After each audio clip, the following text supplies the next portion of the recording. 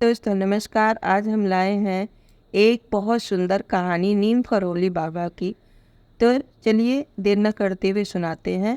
प्रारंभिक जीवन। नीम करोली बाबा, जिन्हें नीम करोरी बाबा के नाम से भी जाना जाता है, उनका जन्म 1900 के आसपास उत्तर प्रदेश के अकबरपुर गांव में हुआ था। इनका वास्तविक नाम लक्ष्मी नारायण शर्मा था। बचपन से ही उनमें आध्यात्मिक और धार्मिक सुझाव देखा गया था। उन्होंने विवाह भी किया और इनके 2 बच्चे थे, लेकिन उनके मन में साधु बनने की तीव्र इच्छा थी। साधु जीवन की शुरुआत कैसे पड़ी बाबा की? लक्ष्मी नारायण शर्मा ने एक दिन अचानक घर छोड़ दिया और साधु जीवन अपना लिया। वे उत्तर भारत की विभिन्न स्थानों में घूमते रहे और तपस्या करते रहे। इसी दौरान उनका नाम नीम करोली बाबा पड़ा। इसके पीछे एक कहानी है। एक बार वे ट्रेन में बिना टिकट यात्रा कर रहे थे और जब टीटीआई ने उन्हें उतार दिया तो ट्रेन बिना किसी तकनीक समस्या के नहीं चली। बाद में जब उन्हें वापस ट्रेन में बिठाया गया तो ट्रेन चल पड़ी। इसके बाद उनके अनुयायियों ने उन्हें नीम करोली बाबा कहना शुरू कर दिया। आध्यात्मिक यात्रा और चमत्कार कैसे हुआ? नीम करोली बाबा के आध्यात्मिक शक्ति और चमत्कारों की कहानियाँ दूर दूर फैल गई। उनके अनुयायियों का कहना है कि उन्होंने कई चमत्कार किए, जिनमें रोगियों का उपचार, प्राकृतिक आपदाओं से बचाव और अन्य अलौकिक कार्य शामिल थे। बाबा जी की कृपा से कई लोग अपने दुखों से मुक्त हुए और उन्होंने अपने जीवन में सकारात्मक परिवर्तन भी किए। आश्रम और प्रचार बाबा का। नीम करोली बाबा ने भारत के विभिन्न हिस्सों में कई आश्रम स्थापित किए। इनमें से सबसे प्रसिद्ध उत्तराखंड के नैनीताल के पास स्थित कैची धाम आश्रम है।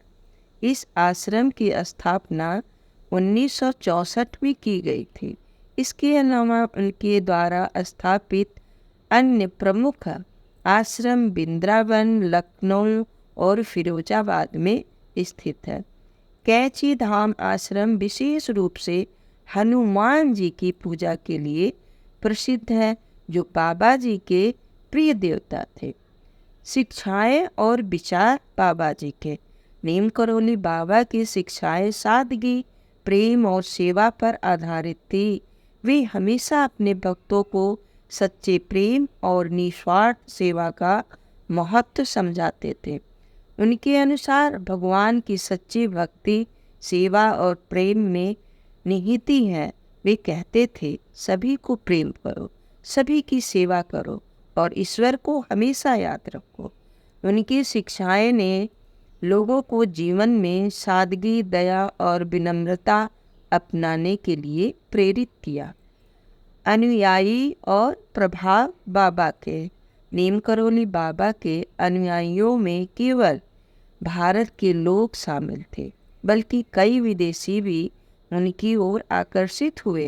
इनमें से एक प्रमुख नाम अमेरिकी लेखक और आध्यात्मिक गुरु रिचर्ड अर्लब रामदास का है। रामदास की किताब बियर नाव ने नीम करोली बाबा को पश्चिम दुनिया में भी प्रसिद्ध कर दिया।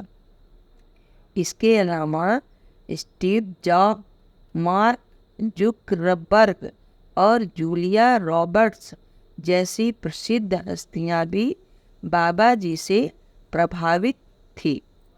महासमाधि बाबा जी की। नीम करोली बाबा ने 11 सितंबर 1973 को वृंदावन में महासमाधि ली। उनकी मृत्यु के बाद भी उनके आश्रमों में भक्तों का तांता लगा रहता है। बाबा जी की शिक्षाएं और उनके चमत्कार आज भी उनके अनुयायियों के लिए प्रेरणा का स्रोत बने हुए हैं। उनकी समाधि पर भक्तों का मेला लगा रहता है और लोग वहां जाकर उनकी कृपा का अनुभव करते हैं। विरासत बाबा जी की। नीम करोली बाबा की जीवन कथा और उनकी शिक्षाएं आज भी लाखों लोगों के दिलों में जीवित है।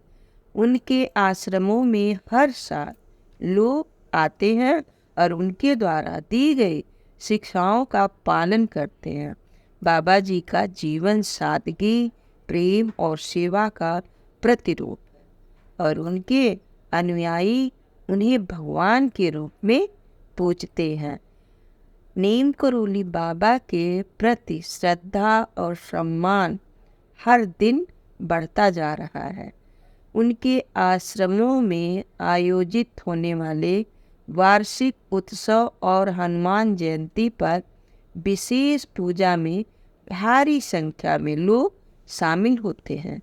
बाबा जी की शिक्षाओं और उनके जीवन के आदर्शों का अनुसरण करने वाले लोग दुनिया भर में फैले हुए हैं।